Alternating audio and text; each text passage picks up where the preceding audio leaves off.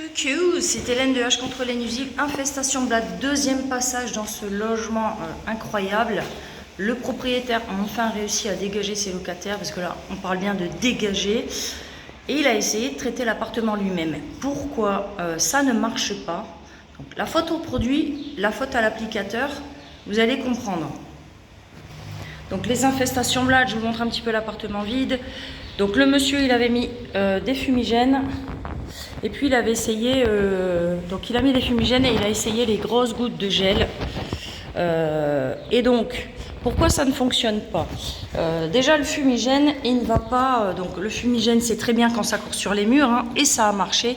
Mais les blattes, donc là vous voyez, cuisine a été démontée, bah, les blattes elles se mettent où? Elles se mettent dans des endroits très cachés, comme les prises, derrière les tuyaux. Donc là on avait la cuisine équipée, donc vous pensez bien, elle s'était mise, regardez, derrière la crédence. Donc là on avait la crédence, vous voyez toutes ces taches noires, infestation plus sur cette cuisine. C'était des milliers, voire peut-être même des centaines de milliers de blattes dans cette cuisine. Et donc un professionnel sait où appliquer les insecticides. Et puis on ne peut pas faire n'importe quoi. Par exemple ici on a pas mal de fils électriques beaucoup dénudés, on ne peut pas les appliquer un insecticide liquide. C'est pareil ici, vous voyez tous les gainages, les prises.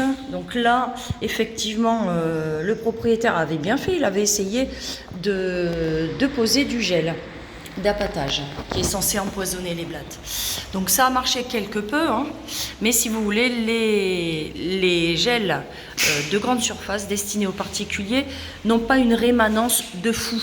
L'appétence n'est pas non plus incroyable.